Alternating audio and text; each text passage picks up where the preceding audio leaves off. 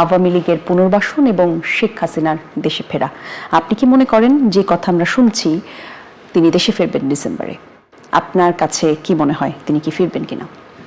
উনি ডিসেম্বরে ফিরবেন কিনা আমি জানি না, তবে আমি একজন রাজনৈতিক ক্ষুদ্র কর্মী হিসেবে যেটা বুঝি উনি ফিরবেন, ফিরতেই হবে ওনাকে। ফিরতে হবে কয়েকটা কারণে। আপনি যদি একেবারে নিরপেক্ষভাবে দূর থেকে দাঁড়িয়ে ওনার অবস্থানটা চিন্তা করেন, ওনার পরিবারের একটা দীর্ঘ ইতিহাস আছে রাজনীতির, এবং একটা দীর্ঘ ত্যাগের মধ্যে দিয়ে তার পরিবারকে যেতে হয়েছে। ইনফ্যাক্ট তিনি তার পুরো পরিবারকে হারিয়েছেন এই রাজনীতির কারণেই। তার সঙ্গে জড়িয়ে আছে, তার পরিবারের সঙ্গে তার আরো বৃহৎ পরিবার, তার দল, যেই দলটিকে একেবারে ভেঙে চুরে যাওয়া অবস্থায় ৭৫ থেকে ৮০ তিনি ৮১ সালে ফিরে এসে হাল ধরেছিলেন, এবং ৮১ থেকে ২৬ ছেচল্লিশ বছর উনি এই দলটার প্রধান হিসেবে মাঠে, রাজনীতির মাঠে, সংসদে, রাষ্ট্র ক্ষমতায় এবং বিরোধী দলে থেকে লড়াই করেছেন। সো এখন যদি উনি না আসেন, ওনার পরিবার তো কেবলমাত্র উনি এবং ওনার ২ সন্তান নন, ওনার পরিবার হচ্ছে আওয়ামী লীগের এই বিশাল পরিবার।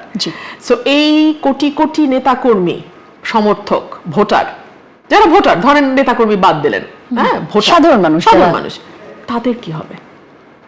১, ২ হলো ওনার পরিবার এবং ওনার ব্যক্তির যে ত্যাগ এই রাজনীতির পেছনে, সেটা কোথায় যাবে? ৩ হলো ওনার বয়স হচ্ছে, আল্লাহ না করুক ওনার স্বাভাবিক মৃত্যু যে কোনো দিন হতে পারে। বিদেশের মাটিতে যদি ওনার মৃত্যু হয়, that is the end of the story. মানে ওনার রাজনৈতিক জীবন, ওনার দলের ভবিষ্যৎ, সবকিছুর উপরে that will be the last nail in the coffin. So আমার মনে হয় এগুলো আমি যেমন মানে দূর থেকে দেখে হিসাব করি, একজন রাজনৈতিক কর্মী হিসেবে আমি চিন্তা করেছি আসা না আসার মধ্যে ইয়েটা কি, উনিও নিশ্চয়ই করেন। আর উনি ফিরে আসলে সবচেয়ে বেকায়দায় কারা পড়বে আপনি বলেন তো? এটা আমি আরো ৯ মাস আগে বলেছিলাম, সবচেয়ে বেকায়দায় পড়বে সরকার, সবচেয়ে বেকায়দায়। স্বরাষ্ট্রমন্ত্রী বলেছেন যে ৫ই আগস্ট ঘিরে যে তৎপরতা আওয়ামী লীগ করতে চায় সেই মুরুদ আওয়ামী লীগের নেই। আপারে ৪ আগস্ট ২০২৪ বিএনপিরও মুরুদ ছিল না। এরকম বড় বড় দল দেখলে মনে হয় আরে কিচ্ছু নাই, কোত্থেকে যে বেরোবে এটা হিসাব করে পাবেন না। আপনি আমাকে বলেন না, এই আপনারাই আর আমরা তো একই জায়গায় বহু বহু বহু স্টক শো করেছি। ৪ আগস্ট ২০২৪ বিএনপি কই ছিল? তো সুতরাং নাইটাই এগুলো বলা যায়, হাসিনাও বহু বলছে বিএনপি নাই, এগুলো বললে শান্তি লাগে, শান্তি পাওয়ার জন্য বলে, ওটা কোনো অসুবিধা নেই, পলিটিক্যাল রেটরিক। যদি নাই থাকে তাহলে আর শো অ্যারেস্ট দেখায় সব কর্মীকে ভিতরে রাখতে হয় কেন? তাহলে ৫ জনের মিছিলে ৫০০ জনের নামে মামলা হয় কেন? কেন আমার এলাকায় যেই ছেলেটা হয়তো দল কোনোটাই করে না, হাসের ইলেকশন করেছে আমার সাথে, তার নামও আওয়ামী লীগের মধ্যে ঢুকায় দিয়ে মামলা দিতে হয়? এত ভয় কেন সরকারে যদি আওয়ামী লীগ কোথাও নাই থাকে? তো ওগুলোর জব আমি দিতে চাই না। আর স্বরাষ্ট্রমন্ত্রীর বরং ফোকাস করা উচিত ওনার নিজের মন্ত্রণালয়। সবচেয়ে খারাপ অবস্থা স্বরাষ্ট্রের। উনি তো ডিফ্যাক্টো প্রধানমন্ত্রী হয়ে মনে করতেছেন যে বাংলা মানে যতগুলো মন্ত্রণালয় আছে সবগুলোর দায়িত্বে উনি, ব্যাপারটা এরকম না। ওনার মন্ত্রণালয় কিন্তু ডুবে গেছে। He better focus on his own মন্ত্রণালয়। তো যাই হোক, আমি যেটা বলতেছিলাম যে ওনার এই সকল কিছুর হিসাব ওনার কাছেও নিশ্চিত আছে, এবং উনি যদি ফিরে আসে সবচেয়ে বেকায়দায় পড়বে সরকার। না পারবে ফাঁসি দিতে, না পারবে কারাগারে নিয়ে নিরাপদ অবস্থায় রাখতে। এই জায়গায় একটু আপনাকে কাটলাম, ফাঁসির কথা বললেন তো, এনসিপির নাহিদ ইসলাম আজকেই বলেছেন যে শেখ হাসিনা বিমানবন্দরে নামার পর সরাসরি তাকে ফাঁসির কাস্টে ঝোলানো। শুনেন, রাজনীতি তো একটু হুঙ্কার টুঙ্কার না দিলে তো হয় না। নেতাকর্মীদের একটু চাঙ্গা রাখতে হয়। নেতা না হয় আছে ১০টা, আর কর্মী না হয় আছে ৫টা, ১৫ জনকে তো চাঙ্গা রাখতে হবে। সেটা নিয়ে আমার কোনো বক্তব্য নাই। আমি সাধারণ মানুষের কথা শুনতে চাই, সাধারণ মানুষ কি বলে, কি ভাবে। আপনারাও কান পাতেন, আমি পলিটিক্যাল পার্টি সবগুলোকে বলবো আপনারা কান পাতেন, আপনারা দেখেন সাধারণ মানুষ কি বলে। আমার কথা আপনাদের তিতা লাগবে, আমাকে আপনারা খারিজ করে দিতে পারেন, ট্যাগ দিতে পারেন, অমুক তমুক বলতে পারেন, গালাগালি করতে, আমার কিচ্ছু যায় আসে না। হাসিনার আমলে আমাকে বহুত গালি খাইতে হয়েছে, আমার কিচ্ছু যায় আসে না। কিন্তু মানুষ কি বলে এটা কান পাতেন। কেন পাতেন? আমি এনসিপি কেও বলবো, বিএনপি কেও বলবো, জামাতকেও বলবো, কারণ মানুষকে ঘিরে আপনাদের কাজ। আর আওয়ামী লীগকেও বলবো কান পাতেন, মানুষ কি বলে বোঝার চেষ্টা করেন। আপনারা যে যখন ক্ষমতায় থাকে সে কিন্তু মানুষের পালসটা বুঝতে পারে না বলেই 5ই অগস্টের মতো ঘটনা ঘটে। তো সে কারণে আমি বলবো প্রত্যেকটা রাজনৈতিক দলকেই মানুষ কি বলে শোনেন, গণপরিবহন ব্যবহার করেন, রাস্তায় হাঁটেন, দুটো মানুষের সাথে কথা বলেন, আর কিছু না হোক ফেসবুক, কিন্তু সেটা নিয়েও আর কোনো আলোচনা হচ্ছে না। সংসদের কথা বললেন তো, একটু এই জায়গাটাতে প্রশ্ন করতে চাই, 2 মিনিট সময় পাওয়ার জন্য এখনো ছুটোছুটি আপনাকে করতে হয় কিনা? বরাদ্দ সময় আপনি পাচ্ছেন? আমাকে আর বলবেন না যে কি পরিমাণ ছুটোছুটি আমাকে করতে হয়। আমি অন্তত এটুকু আপনাকে নিশ্চিত করি, আমি তো এর আগের মহিলা আসনে ছিলাম, আমি স্পিকারের কাছে যতবার গেছি উনি আমাকে বলেন নাই যে আপনি সরকার দলীয় হুইপের কাছ থেকে সময় নিয়ে আসেন, আমি আপনাকে সময় দিতে পারবো না, কখনো বলেন নাই। হ্যাঁ, আমি হয়তো 15 মিনিট চেয়েছি, উনি আমাকে 10 মিনিট দিয়েছে, এটা হয়েছে। কিন্তু স্পিকার মহোদয় আমাকে আউটরাইট নো বলে বের করে দেওয়া, এটা হয় নাই। এখন এটা হয়। এখন আমার তো কোনো হুইপ নাই, সরকার দলীয় হুইপও তো আমি তার আন্ডারে না, বিরোধী দলের হুইপের আন্ডারেও আমি না, chief whip, all by myself. তাহলে আমার সময়টা কে দেবে? এই যে আপনি জুলাই চার্টার নিয়ে কথা বলছেন, এটা নিয়ে তো সকল দলের সদস্যরা রিপ্রেজেন্টেটিভরা কথা, আমি তো কথা বলতে পারি নাই। কিন্তু জুলাইয়ে আপনি চিন্তা করে দেখেন, 1 তারিখ, 2 তারিখ, 3 তারিখ, 4 তারিখ, 5 তারিখ, যেই মুখগুলোকে আপনি চেনেন তাদের কাকে আপনি রাস্তায় দেখেছেন? আপনি কাকে দেখেছেন? আপনি আমাকে দেখেছেন, রাইট? 350 জন সদস্যের মধ্যে আপনি আমাকে দেখেছেন। কিন্তু আমি জুলাই নিয়ে কোনো কথা বলতে পারছি না। আমেরিকার সাথে বাংলাদেশের ট্রেড এগ্রিমেন্ট, আমি সপক্ষে বিপক্ষে বাদ দেন, এটা নিয়ে তো একটা আলোচনা হতে পারতো, হওয়া উচিত ছিল, হলো না। তো কেন হলো না এই বিষয়টি নিয়ে আলোচনা? রুবিন ফারহান আমাকে বলবেন? কারণ ওই যে যেটা ইউনুস গভর্নমেন্ট বলে গেছে যে সব সরকারই তো একমত হয়েছে, মানে সব পলিটিক্যাল পার্টি, জামাত, বিএনপি সবাই একমত হয়েছে ট্রিটি নিয়ে। তো ট্রিটি নিয়ে আলোচনা হবে কেন? আরো বিস্তারিত কোনো তথ্য দিতে চান আপনি এই প্রসঙ্গে? দেখুন, আমার কাছে মনে হয়েছে যে বিএনপি মানে কখনো ক্ষমতায় যেতে পারবে নিকট ভবিষ্যতে, এটা তারা চিন্তা করতে পারে নাই। সো এটা তাদের পড়ে পাওয়া 14 আনা। আর জামাতে ইসলাম, আপনি সেই ভারতের ইতিহাস থেকে দেখেন, এটা ভারত পাকিস্তান সব ইতিহাস ঘেটে দেখেন, 2টার বেশি আসন তারা জীবনে কোনোদিন পায় নাই। 2টা বিরোধী দল, এখন তারা, so everybody is enjoying there position. বাংলাদেশের মানুষের কি হলো? বাংলাদেশকে এখন মানে কয়েক গুণ বেশি মূল্যে আমেরিকা থেকে কিছু কিনতে হবে কি হবে না, এগুলো নিয়ে তো কারো মাথা ব্যথা নাই। বাংলাদেশের মানুষকে নিয়ে, সাধারণ মানুষ কেমন আছে? আপনি আমাকে বলেন, এই যে মব মব মব মব, এই 2 বছরে মব বন্ধ হয়েছে? আপনি আমাকে বলেন মব কি বন্ধ হয়েছে? এক্স্যাক্টলি 2 বছরের মধ্যে 18 মাস ছিল ইউনুস সরকার যারা মবের জনক, পালনকর্তা, লালনকর্তা, ব্রিডার, এবং যারা মবকে মানে হতে দিয়েছে এবং পেট্রন করেছে। এরপরে আসলে BNP Sarkar, where is the change? আমরা দেখলাম যে সাবেক উপদেষ্টা মাহফুজ আলম বলেছেন মব জারি রাখতে হবে, নইলে পরে যার যার পিঠের চামড়া থাকবে না। এটা আসলে কোন জায়গা থেকে বলেছেন ধারণা করতে পারেন? আমি জানি না মাহফুজ আলম এটা বলতে পারেন, আমি জানি না। তবে হ্যাঁ, 18 মাসের কথা আমি বলি, 18 মাসের ওই সময়টা ইউনুস সরকারের সময় তাদের তো কোনো দল ছিল না, কিন্তু তাদের ক্ষমতার আকাঙ্ক্ষা ছিল। তাদের কোনো ভোট চাওয়ার মতন 300 এমপি হওয়ার মতন পার্টি ছিল না, তা নির্দলীয়, কিন্তু তাদের 5 বছর রান করার ইচ্ছা ছিল। সো বিভিন্ন সময় বিভিন্ন ইস্যুকে সামনে এনে একটা অরাজকতা তৈরি করা, যেটা তারা করতে চাইছে কিন্তু করতে পারবে না, ভাবছে প্রেসার আসবে, তখন মব লেলিয়ে দেওয়া, এই কাজগুলো তারা করেছে। আর বিএনপিকে আমার কাছে মনে হয় ননশালেন্ট। ওরা আসলে মানে ওরা বুঝতেই পারছে না যে ওরা আসলে এতদিন মারধর খাওয়ার পর ক্ষমতায় গেছে তো, এবং খুব যে একটা মানে তাদের কোনো বিরাট কন্ট্রিবিউশন হয়েছে বা তারা একটা খুব সহি পথে আন্দোলন করে ক্ষমতায় যেতে পেরেছে, ব্যাপারটা তেমনও না। সো তাদের কাছে এটা একটা মানে পড়ে পাওয়া 14 আনার মতন। প্রতিদিন ঘুম থেকে উঠে একজন চিন্তা করে, আরে আমি তো মন্ত্রী, আরে আমি তো প্রধানমন্ত্রী, আরে কি সে থেকে কি হয়ে গেল, কোথা থেকে কি হয়ে গেল, জুম মিটিং থেকে এখন সরকার প্রধান। সো এই যে একটা এটার সাথে অ্যাডজাস্টেড হওয়া, এই ওয়েদারের সাথে অ্যাডজাস্টেড হওয়া, মানে weather means the political weather. হ্যাঁ, দীর্ঘ সময় হতাশার মধ্যে থাকার পর যখন অ্যাব্রাপ্টলি সব বদলায় যায়, আপনি যদি এখন সকাল উঠে দেখেন আপনি বেহেশতে, আপনি তো আসলে বেহেশতের সাথে অ্যাডজাস্ট হতে আপনার টাইম লাগবে অনেক। সো বাংলাদেশের রাজনীতি এমন যেখানে সরকারে যে থাকে সে বেহেশতে থাকে, সে বেহেশতে থাকে। তো সেই কারণে একেবারে টপ থেকে শুরু করে আমাদের ওয়ার্ড নেতা পর্যন্ত এক একজনের মানে এখনো মানে ঘুম থেকেই তারা জাগতে পারে নাই যে তারা যে মানে কি বলবো মানে পাওয়ার কামস উইথ রেসপন্সিবিলিটি, এইটা তাদের বুঝবার বা এটা ধারণ করবার মতন অবস্থাতেই তারা নাই। আপনি তো আসলে লম্বা সময় বিএনপিতে ছিলেন, আপনি একাই বলা চলে সংসদে বিএনপির স্পোক পারসন হিসেবে লম্বা সময় কথা বলে যাচ্ছেন, তার প্রমাণ গণমাধ্যম থেকে শুরু করে ইন্টারনেট, সোশ্যাল মিডিয়া সব জায়গাতে আছে। আপনি যদি বিএনপি থেকে বের না হতেন তখনও কি আপনি এভাবে সরব থাকতেন, এই কথাগুলো বলতেন? হ্যাঁ বলতাম। এই প্রশ্ন আমি আমার নিজেকে অনেকবার করেছি এবং আমি এত কনফিডেন্টলি কেন আপনাকে বলছি জানেন? আপনি আমার 18 মাসের ফুটেজ দেখেন, আমি কিন্তু তখন বিএনপিতে, মানে ইউনুসের সময়কার ফুটেজ দেখেন, বিএনপির চাঁদাবাজি নিয়ে আমি সবচেয়ে সোচ্চার ছিলাম আমি, কারণ ওই সময় তো বিএনপি গভর্নমেন্টে নাই। সো আমি তো গ্যাস সংকটের জন্য বিএনপির সমালোচনা করতে পারবো না, বিদ্যুতের ক্রাইসিসের জন্য বিএনপিকে ধরতে পারবো না। আমি কি বলেছি? বিএনপির চাঁদাবাজি নিয়ে বলছি। আমি বলেছি যে এটা যদি আপনারা কন্ট্রোল করতে না পারেন আপনাকে ভোটের মাঠে এটা প্রাইস পে করতে হবে।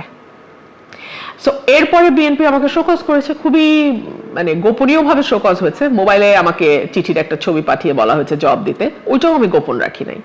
72 ঘন্টার মধ্যে আমাকে টাইম দিয়েছে। আমি তার বহু আগেই 300 পাতার এক বই জমা দিয়ে এসেছি বিএনপির কার্যালয়ে। সো আমার সাথে বিএনপির ট্যাসেল তো ছিল এবং বিএনপি যখন ইভেন আমাকে তখন প্রায় টকশোতে প্রশ্ন করতো আপনাকে নমিনেশন না দিলে আপনি কি করবেন, আমি তখনও টকশোতে বলেছি না দিলে আমি ইন্ডিপেন্ডেন্ট ইলেকশন করব। এগুলো কিন্তু একটা দলে থেকে সাধারণত কেউ বলে না, বলে পায়ে ধরবো, কাঁদবো, কাফনের কাপড় পরবো, অনেক নাকা উত্তর দেয়। আমি এগুলো করিনি। আমি কেন স্ট্রেট বলেছি আমি ইলেকশন করবো, আমি একটা ভোট পেলে একটা ভোট পাবো, আমি ইলেকশন করবো। কারণ আমি তো আমার কনস্টিটিউয়েন্সিতে 10 বছর পরিশ্রম করেছি। এক একজন যখন আওয়ামী লীগের সঙ্গে লোকাল লেভেলে হাত মিলিয়ে চলেছে, ব্যবসা করেছে, নিজেদের দোকানপাট ব্যবসা সব বজায় রেখে চলেছে, আমি তো তখন আমার প্রফেশন বিসর্জন দিয়ে আমি কাজ করেছি। সো মানুষ, আমি দেখতে চাই মানুষ মনে রাখে কিনা, মানুষ মনে রেখেছে। অর্থাৎ রাজনৈতিক ব্যক্তিত্ব হোক অথবা সাধারণ মানুষের সঙ্গে রাজনৈতিক ব্যক্তিদের যে সম্পর্ক, সেই সম্পর্কের হিসাব সাধারণ মানুষ করে সব সময়। আমি অন্তত এখন পর্যন্ত তাই দেখেছি। থাকুন আমাদের সঙ্গে, একটা বিরতি নিয়ে আবার আলোচনায় ফিরতে চাই। দর্শক নতুন বাংলাদেশ দেখছেন, আমাদের সঙ্গে ব্যারিস্টার রুমিন ফারহানা আছেন। কথা বলবো আরো বিরতির পর। দেখছেন নতুন বাংলাদেশ। দর্শক, আরো একবার আমন্ত্রণ যারা এখন যুক্ত হয়েছেন, আজকে আমাদের অতিথি ব্যারিস্টার রুমিন ফারহানা, সংসদ সদস্য। কথা বলছিলাম আমরা তার সঙ্গে, আলাপের বিষয়ে আসলে সমসাময়িক রাজনীতি, বিভিন্ন বিষয় নিয়ে কথা বলতে চাই।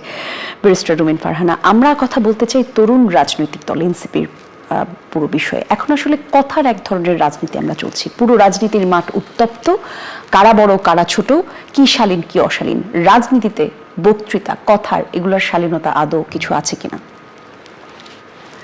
আমি 24-এর আগে বা 5ই অগস্টের আগে যখন দেয়াল লিখনগুলো দেখেছি, বলতে বাধা নেই, মুগ্ধ হয়েছি। যে একটা খুব চমৎকার লাইন ছিল নজরুলের, যে ধর্মের সঙ্গে রাজনীতিকে মিলায়ও না, শেষমেশ কি তোমরা রাধাচূড়াকে কি জানে একটা সেলিম চূড়া না এরকম একটা কিছু ডাকবা, ফাতেমা চূড়া ডাকবা। এত সুন্দর কথাটা। আর যখন 5ই অগস্ট হয়ে গেল, অভ্যুত্থান হয়ে গেল, তারপর আমরা রাজনীতির মিছিলে যে ভাষা দেখলাম, কারো বাড়ির সামনে প্রতিবাদ করবার নামে মব করে তখন যেই ভাষা শুনলাম, এবং রাজনীতিতে হিরো হিসেবে চালিয়ে দেবার একটা চেষ্টা কোনো ব্যক্তিকে করা হয়েছে, যারা বিখ্যাতই হয়েছেন তাদের অশ্রাব্য অশালীনতম ভাষার জন্য। এই ভাষা রাজনীতি আপনি সরিয়ে রাখেন, আপনি কি এই ভাষা কোনো নাটকের সংলাপ হিসেবে দিতে পারবেন? মানে এমন একটি নাটক, যে নাটকটি গণমাধ্যমে প্রচারিত হবে এবং সেখানে পরিবার সহ সবাই দেখবে নাটকটি, আপনি যদি একটু নাটকের ভাষা হিসেবেও চিন্তা করেন। সংস্কৃতি, নাটক, এগুলো কি মানুষ এখন কতটা চায়, সেটাও কিন্তু একটা প্রশ্ন এসে দাঁড়িয়েছে। এটা একটা বড় প্রশ্ন, আমি সেই জায়গায় আসবো। এটা খুব গুরুত্বপূর্ণ প্রশ্ন, আমি সেটা আলাদাভাবে অ্যাড্রেস করব। কিন্তু আপনি যেহেতু রাজনীতির ভাষা বলছেন, রাজনীতির মতন একটা বিষয় যেখানে একই সঙ্গে আপনার মেধা, আপনার শিক্ষা, আপনার পারিবারিক শিক্ষা, আপনার মানে একটা সার্বিক আদর্শ হয়ে উঠবার যে একটা বিষয় জড়িত, ওতপ্রোতভাবে জড়িত, সেরকম একটা ক্ষেত্রে যে মিছিলে এই ভাষা ব্যবহার করা যায়, স্লোগানে এই নোংরা গালি দেয়া যায়, কিংবা পরস্পরকে আক্রমণের সময় এত খারাপ ভাষা ব্যবহার করা যায়, এটা পৃথিবীর কোথাও হয়নি। বিশ্বাস করেন, কোথাও হয়নি। এগুলো হয়তো মানে যেই জায়গাগুলো আসলে কোনো ভদ্র মানুষের সেখানে আসা যাওয়া হয় না। হ্যাঁ, গালাগালি বিদেশেও হয়, বলবে অনেকে যে বিদেশেও তো গালাগালি হয়। কখন হয়? রাতের বেলা যখন পাবগুলোতে মারামারি হয়, তখন এক মাতাল আরেক মাতালকে গালি দেয়, এবং তাদের দুই মাতালকে ধরে যখন বাউন্সার বাইরে ফেলে দেয়, তখন হয়তো লাস্টে একটা গালি দিয়ে ফেলে দেয়। কিন্তু এগুলো আসলে মানে একটা ফর্মাল জায়গায়, কখনো সভ্য সমাজে মানে এগুলো হয় না, কিন্তু হয়েছে। এখন আপনি যে প্রশ্নটি করলেন, নাটক, সিনেমা, গান, নাচ, আমি হতাশ হয়ে গিয়েছিলাম গত 1.5 বছরে, মানে ইউনুস আমলে, যখন আমি দেখেছি মঞ্চ নাটক বন্ধ হয়ে যাচ্ছে, যখন আমি দেখেছি গানের আসর বন্ধ হয়ে যাচ্ছে, যখন আমি দেখেছি মাজার ভাঙা হয়েছে, যখন আমি দেখেছি যে আপনার মেয়েদের ফুটবল খেলা শালীনতা অশালীনতার নামে বন্ধ করা হয়েছে, যখন আমি দেখেছি যে বিভিন্ন জায়গায় প্রেক্ষাগৃহগুলোতে মানুষ ভয় পাচ্ছে, সিনেমা দেখতে যেতে ভয় পাচ্ছে, তখন আমিও ভয় পেয়েছি যে আমরা আসলে কোন বাংলাদেশ দিকে যাচ্ছি। এরপরে গত 6 মাসে সরকার আসবার পরে প্রত্যেক আশা করেছিল অবস্থার পরিবর্তন হবে। এমনকি বাংলাদেশের চলচ্চিত্র সেন্সর বোর্ড যে সিনেমাটাকে রিলিজ করেছে, 13 বছর হলে আপনি সিনেমাটা দেখতে পারেন, বনলতা এক্সপ্রেসের কথা আমি বলছি, সেটা নিয়ে ব্রাহ্মণবাড়িয়াতে আমাকে মানববন্ধন করতে হয়েছে। তারপরেও কিন্তু সিনেমাটা সেখানে সম্প্রচারিত হয়নি। সম্প্রচারিত হয়েছে ফরচুনেটলি। এটা কোনো ব্রাহ্মণবাড়ি কিন্তু কোনো প্রেক্ষাগৃহ নয়, ওটা ভেঙে ফেলেছে মৌলবাদীর আগেই। হ্যাঁ, সো ওটা একটা স্টুডেন্টদের প্রাইভেট উদ্যোগ ছিল, মাঠে ইয়ে করবে, পরের দিন ওরা মাঠে করতে পেরেছে, মানে ইটস এ গুড নিউজ যে ওরা পেরেছে, কিন্তু তার জন্য আমাকে রাস্তায় দাঁড়াতে হচ্ছে। এবং সরকার আটগাড়ি পুলিশ পাঠিয়ে ওই সিনেমা বন্ধের পক্ষে কাজ করেছে। আপনি চিন্তা করেন, সরকার আটগাড়ি পুলিশ পাঠিয়ে সিনেমাটা যাতে প্রদর্শিত না হয় সেই ব্যবস্থা করেছে। এরপরে আপনি আসেন মেয়েদের উপর মরাল পুলিশিং, কিছুটা হয়তো কমেছে, কিন্তু কতটা কমেছে? আমি বললাম না যে মানুষের আওয়াজ শোনা কিন্তু এখন খুব কঠিন কিছু না। আপনি ফেসবুকে গেলে মানুষের আওয়াজ পাবেন। সাধারণ মানুষ বলছে যে, ধরেন যে সিএনজি ড্রাইভার বলছে, আমি রাত 2টা-3টার সময় ট্রিপ মেরে বাসায় ফিরতাম, কোনোদিন ভয় লাগে নাই। এখন তো যাত্রী পাই না সন্ধ্যার পরে, কেউ তো বেরোতে চায় না। কোথায় ছিনতাই হবে, কোথায় একটা অপহরণ হবে, কোথায় তার নারী সদস্যের উপরে একটা লাঞ্ছনার ঘটনা ঘটবে। সো মানুষের মধ্যে এই যে ভীতি কিন্তু খুব ভয়াবহ। ভীতি এমন জিনিস যে যেটা অ্যাকচুয়ালি হবে কি হবে না তার চেয়ে ভীতিটা বড় হয়ে দাঁড়ায়। সো মানুষ খুব প্রয়োজন না হলে বের হয় না।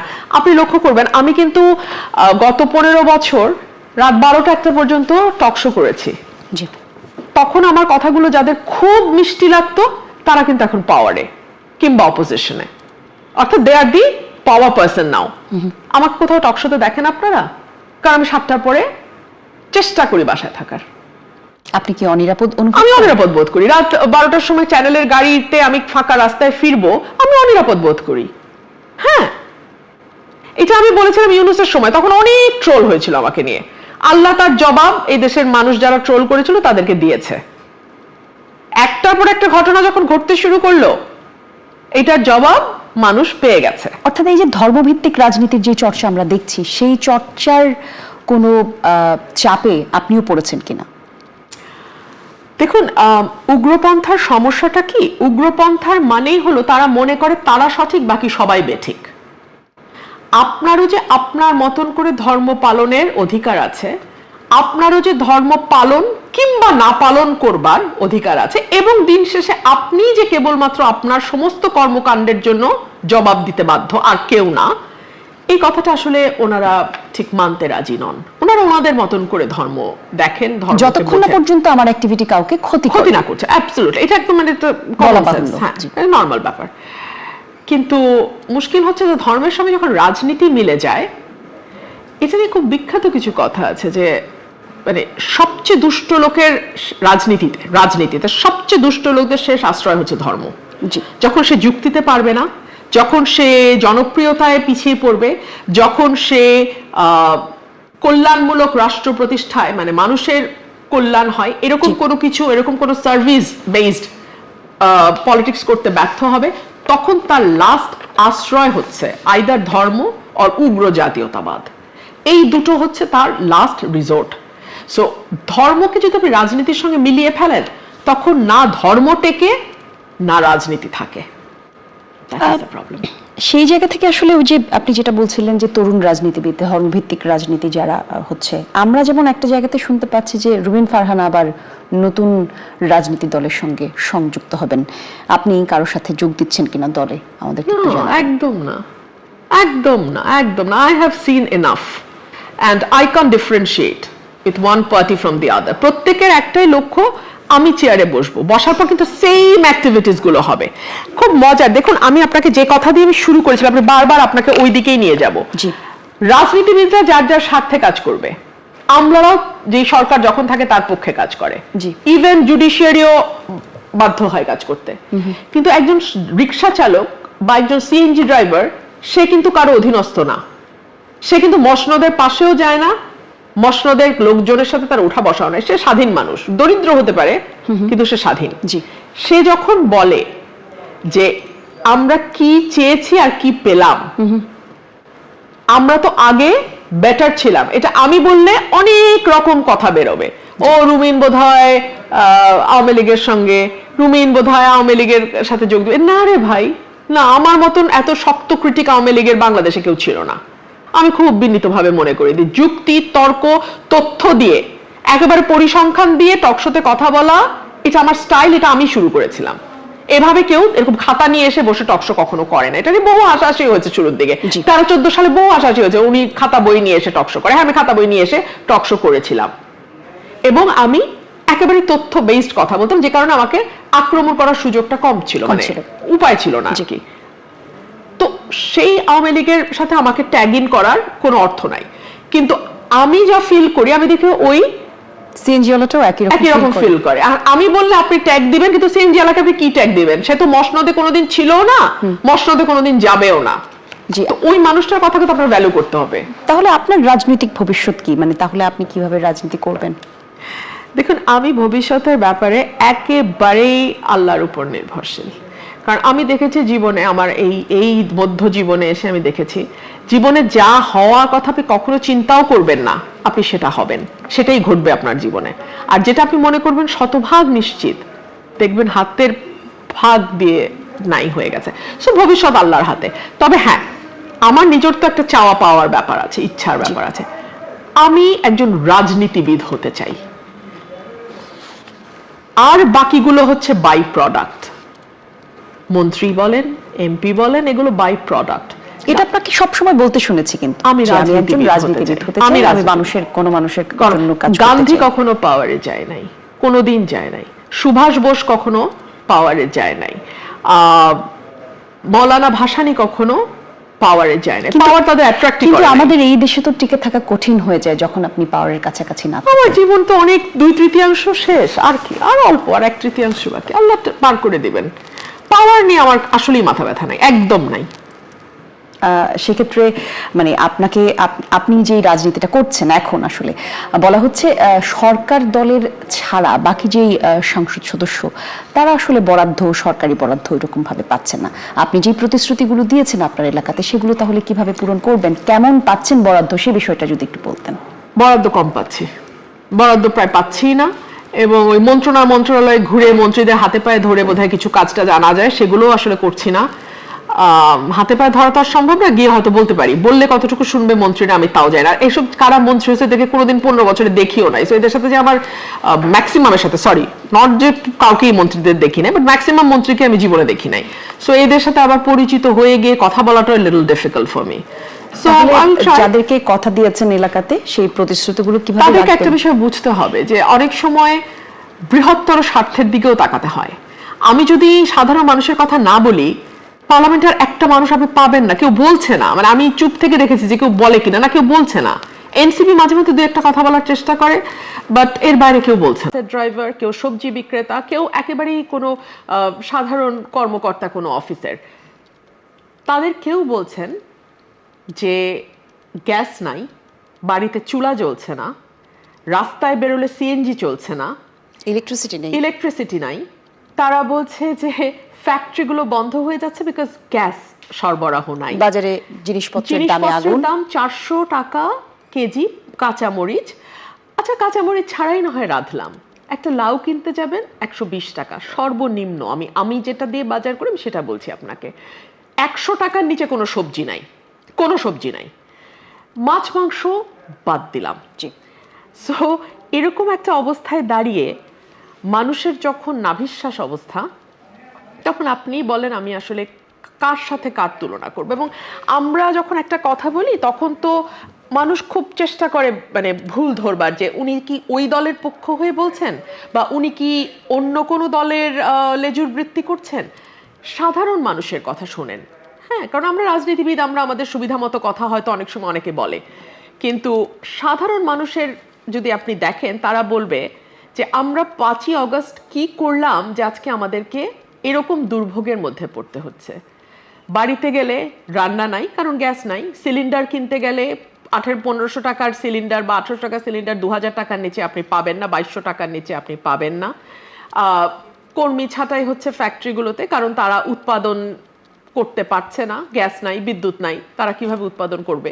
সো এই যে চতুর্মুখী একটা চাপে মানুষ পড়েছে, সাধারণ মানুষ পড়েছে, তাদের আওয়াজটাও যে কেউ শুনতে পাচ্ছে বলে মনে হয় না। ধরুন গত কয়েকদিন ধরে ভুতুরে বিল, ইলেকট্রিসিটির ভুতুরে বিল নিয়ে ব্যাপক আলোচনা হচ্ছে। যারা হয়তো 5000 টাকা বিল দিত তাদের 15,000 টাকা বিল আসে। এখন আমি নিউজ দেখলাম ডিপিডিসি বলেছে যদি কেউ এরকম কোনো কথা ছড়ায় তার বিরুদ্ধে ব্যবস্থা নেবে। মানে মানুষ এখন কথা ভুতুরে বিল এসছে এই কথাটাও বলতে পারবে না, বললে তার বিরুদ্ধে ব্যবস্থা নেবে, কারণ এটা আসলে সত্য নয়। ফ্যাসিবাদ, স্বৈরাচার যে শব্দগুলো আমরা ব্যবহার করছি, সেই শব্দগুলো ব্যবহারের আবারও প্রয়োজন পড়তে পারে কিনা সেটা আপনার কাছে প্রশ্ন রাখবো। কিন্তু যে কথা আপনি বলছিলেন যে সরকারের ব্যাপারে কি ভাবছে মানুষ, এই কথা দিয়ে আপনি শুরু করেছেন আজকের আয়োজন, একটু কি বলবেন যে বিএনপির পক্ষ থেকে বলা হয়, অনেককেই আমরা বলতে দেখি যে এই সরকার এই যাবৎকালীন সবচেয়ে মানবিক সরকার, এবং এই সরকারের যেই সাধারণ চলাফেরা বা তার মানুষের সাথে এঙ্গেজ হওয়ার যেই ব্যাপারটা, এটা সাধারণ মানুষ পছন্দ করছে, এটা দলের পক্ষ থেকেও বলা হয়। আপনি কি বলবেন যে এই মানবিক সরকার কি তাহলে সাধারণ মানুষের কথা ভাবছে না? দেখুন, পৃথিবীর বড় বড় দেশে যেখানে সিস্টেম কাজ করে সেখানে আপনার অনেক কিছু দেখতে ভাল লাগবে। ধরুন ব্রিটেনের প্রাইম মিনিস্টার যখন তার ওয়াইফকে নিয়ে বৃষ্টিতে ছাতা ক্যারি করবেন, আপনার দেখতে ভালো লাগবে, কারণ আপনার বাড়ির চুলা জ্বলছে, আপনার ইলেকট্রিসিটি কাজ করছে, আপনার বিল যেগুলো দেওয়ার ঠিক মতো আপনি পাচ্ছেন। বাজারে গেলে অদ্ভুত 116%, সিপিডি বলছিল যে 116% মূল্য বেড়েছে খাদ্যদ্রব্যের, হ্যাঁ। সো এরকম উদ্ভট মূল্যস্ফীতি আপনার মুখোমুখি হতে হবে না। এবং খুব অদ্ভুত ব্যাপার যে বাংলাদেশের ন্যূনতম যে নাগরিক সুবিধাগুলো তার কোনোটাই আমরা পাই না। বর্ষাকাল আসলে প্রতিটা রাস্তা মোটামুটি পানির নিচে চলে যায়। তো যখন এইরকম জীবনে যখন আমাদের চলতে হয়, তখন না এই দৃশ্যগুলো আমাদের কাটা ঘায়ে নুনের ছিটার মতো মনে হয়। এবং আমাদের একটা দীর্ঘদিনের সংস্কৃতি হচ্ছে যে প্রধানমন্ত্রী যিনি হন তিনি ঈশ্বর, আর বাকি সবাই দুষ্ট। তো ঈশ্বর খুব চেষ্টা করেন দুষ্টদের ঠিক করার, কিন্তু তিনি পারেন না। কিন্তু আমরা ভুলে যাই যে প্রধানমন্ত্রী শুধু মন্ত্রিপরিষদ না, স্বায়ত্তশাসিত সংস্থাগুলোরও প্রধান কে হবেন, কোন বিশ্ববিদ্যালয়ে গিয়ে কে ভিসি হবে, কে প্রক্টর হবে, এগুলো পর্যন্ত বাংলাদেশের সংস্কৃতিতে নাম্বার 1-এর কাছ থেকে আসে। যে কারণে আমরা প্রধানমন্ত্রীর ক্ষমতা ভারসাম্যের কথা সবসময় বলি। সো আমরা যখন অন্য দপ্তরগুলোর ফেলিয়ারগুলো হাইলাইট করতে থাকি, তখন আমরা একই সঙ্গে একটা অদ্ভুত স্ববিরোধী কথাও বলতে থাকি। না, প্রধানমন্ত্রী তো ভালো, উনি তো সাদাসিধে জীবনযাপন করেন। ধরুন প্রধানমন্ত্রী 200 টাকার একটা শার্ট পরলেন, তাতে কি আপনার ঘরের গ্যাসের ফ্যাসিলিটিটা নিশ্চিত হবে? প্রধানমন্ত্রী বাজেট সেশনের পরে, যেদিন বাজেট শেষ হয়, বাজেট পাস হয়, সেই রাতে 350 জন এমপির একটা ডিনার থাকে, সেটা উনি কস্ট কার্টেল করার জন্য বন্ধ করে দিলেন। ওই ডিনারে আপনার পার প্লেট 2500 টাকা করে ধরলেও তো 5 লাখ 6 লাখ টাকার বেশি খরচ হয় না। তো এই 6 লাখ টাকা বাঁচানোর জন্য আপনি রাষ্ট্রের কি উপকারটা করতে পারছেন ওটা দিয়ে? সো মানুষ না অত বোকা না। মানে আপনি আপনার পার্সোনাল ইমেজ বিল্ডিং এর জন্য অনেক কিছু বলতে পারেন, করতে পারেন, দেখাতে পারেন, কিন্তু মানুষ সেটাতে আর মানে কনভিন্সড হয়ে যায় বলে, বা এইভাবে আপনি একটা মানে জাতিকে দীর্ঘ সময় কনভিন্সড করে অন্ধকারে রাখতে পারবেন বলে আমার মনে হয় না। আপনি এই জায়গাগুলোতে আমরা আসবো আলোচনার একটা পর্যায়ে, যে বিষয়ে আসলে সরাসরি আপনাকে প্রশ্ন করতে চাই। অবশ্যই একই বিষয় নিয়ে আপনি উত্তর দিয়েছেন বেশ কয়েকটা জায়গায়। একটু বলি যে বিএনপির মতো সংবিধান সংস্কার পরিষদের সদস্য হিসেবে আপনি শপথ নেননি, আপনি বেশ কয়েকটা জায়গায় একটু উত্তর দিয়েছেন, কিন্তু এছাড়াও নানা রকম বিষয় এখন যুক্ত আছে, মানে আলোচনায় আছে। গণভোট আছে, জুলাই সনদের বিষয়টি, একই সাথে নতুন করে যোগ হয়েছে এখন আসলে রুমিন ফারহানা কেন সংবিধান সংস্কার পরিষদের সদস্য হননি, শপথ নিলেন না, একটু বলবেন আপনি এই বিষয়গুলোতে আসলে এই বিষয়গুলো নিয়ে রাজনীতিটা আসলে কোথায় হচ্ছে তাহলে? দেখুন, আমি তো একজন সংসদ সদস্য, সেই সঙ্গে একজন আইনজীবী। আমার দীর্ঘ 25 বছরের প্র্যাকটিস আছে। আমি তো আমার আইনের ন্যূনতম যে বেসিক নলেজ সেটাকে তো ভুলে যেতে পারি না। সো আমি যখন সংবিধান সমুন্নত রাখবার জন্যে এই সংবিধানের অধীনে প্রথম শপথ নিলাম, আমি কি করে এই সংবিধানকে ফেলে দেওয়ার জন্য দ্বিতীয় শপথ নেই? এখন প্রশ্ন হচ্ছে যে তাহলে এই যে সনদ, এই যে সংবিধান সংস্কার সংশোধন যেটাই আপনি বলেন, সেটার ব্যাপারে কি হবে? সংবিধানটাকে আপনি কিভাবে সংশোধন করবেন এটা এই সংবিধানই বলে দেয়া আছে। 2/3 মেজরিটি ভোট যদি আসে আপনি সংবিধানের যে কোনো সংশোধন করতে পারেন, অতীতেও হয়েছে, ভবিষ্যতেও হবে। আর যদি আপনি সংবিধানটাকে ফেলে দিয়ে নতুন সংবিধানের কথা বলেন, নতুন সংবিধান লিখবার কথা বলেন, তাহলে তো আপনার শুরুতেই একটা বিপ্লবী সরকার গঠন করা উচিত ছিল। এই সংবিধান ফেলে দিলাম, নতুন রাষ্ট্র ব্যবস্থা আমরা তৈরি করব, নতুন রাষ্ট্র কাঠামো নির্মাণ করব। সেজন্য আমাদের মানে দিনের পর দিন আলোচনা হবে, মানুষের সঙ্গে যোগাযোগ হবে, মানুষ কি চায় সেটা তো আমাদের জানতে হবে। আপনি আমি কি চাই ডাজন্ট ম্যাটার, কারণ আপনি আমাদের জায়গায় বসেছি, মানে আমি সংসদ সদস্য হিসেবে আমারটা বলছি, বিকজ আমার একটা পার্টিকুলার কনস্টিটিউয়েন্সির মেজরিটি মানুষ আমাকে চেয়েছে, সিম্পল। কিন্তু তাই বলে আমি একটা দেশের পুরো খল নলচে পাল্টে দেবো, এটা শুধুমাত্র আমি একটা দলের রিপ্রেজেন্টেটিভ বলে এই অধিকার আমি রাখি না। আমাকে আবারও গণমানুষের কাছে ফিরে যেতে হবে। তাহলে গণভোটের প্রসঙ্গটা যদি এখানে আসে, হ্যাঁ, গণভোটের ব্যাপারে যেটা হয়েছে, যেটা তো বিএনপি খুব ইন্টারেস্টিং একটা উত্তর দিয়েছে, যে আমাদের হাতে কোনো উপায় ছিল না, আমরা চেয়েছি দ্রুত একটা নির্বাচন করতে। সো পুরোটার মধ্যেই যে একটা গাঁজাখুরি এবং এক ধরনের হাইড অ্যান্ড সিক খেলা, মানুষের সাথে অন্য পলিটিক্যাল পার্টিজের সঙ্গে হাইড অ্যান্ড সিক খেলা, এটা তো বোঝাই যাচ্ছে। সো এটা তো আর কিছু বলার নেই। এবং দেখুন, গণভোটে আপনি 4টা প্রশ্নের একটা উত্তর। আচ্ছা, আপনি আমাকে বলেন, আমরা আইনজীবী, দীর্ঘদিন আমরা এটার উপর পড়াশোনা করেছি, পাশ করেছি, প্র্যাকটিস করছি, আমাদেরও এই প্রশ্নের মর্মার্থ বুঝতে হিমশিম খেতে হয়। সেখানে গ্রামের যেই মানুষটি নিজের নাম স্বাক্ষর করার চেয়ে টিপসইতে বেশি স্বাচ্ছন্দ্য বোধ করেন, উনি কি করে এই জটিল শব্দ গুচ্ছ বুঝে সেটা হ্যাঁ বা না দেবেন, হ্যাঁ বা নাতে ব্যাখ্যা করবেন? হ্যাঁ বা না সাধারণত আমরা খুব সিম্পল কোয়েশ্চেনে যাই, আপনি কি এটা চান, আপনি এটা চান বা চান না। ফর এক্সাম্পল, আপনি কি রুমিন ফারহানাকে এই পদে দেখতে চান না চান না? হ্যাঁ বা না, ইটস ভেরি সিম্পল, যেটা এভরিওয়ান উইল আন্ডারস্ট্যান্ড। কিন্তু আপনি সংবিধানের কঠিন 4টা বিষয় নিয়ে এসে একটি প্রশ্নের মাধ্যমে, তাও হ্যাঁ এবং না, তাকে জবাব দিতে বলছেন, এটা তো হয় না। আর জুলাই সনদ নিয়ে আপনার কি চিন্তা? দেখুন, জুলাই সনদে মোটামুটি সকল রাজনৈতিক দল অংশ নিয়েছে। অনেকগুলো বিষয় কিন্তু রাজনৈতিক দলগুলোর মধ্যে মতৈক্য হয়েছে, কিছু জায়গায় নোট অফ ডিসেন্ট আছে। সো যেই জায়গাগুলোতে রাজনৈতিক দলগুলো সকলেই একমতে পৌঁছেছে, সেই জায়গাগুলোতে পরিবর্তন আনতে অসুবিধা কোথায়? আচ্ছা, আপনি সেটাও বাদ দেন, জুলাই সনদ। এখন তো সরকার গঠন করেছে বিএনপি। বিএনপির ভিশন 2030টা, যেটা 2016 সালে বিএনপির চেয়ারপারসন বেগম খালেদা জিয়া দিয়েছিলেন, এবং পরবর্তীতে যেটা বর্তমান প্রধানমন্ত্রী জনাব তারেক রহমানও পরবর্তীতে অনেকগুলো জায়গায় দফাওয়ারি, অনেকগুলো জায়গায় সংশোধনের কথা বলেছেন, পরিবর্তনের কথা বলেছেন।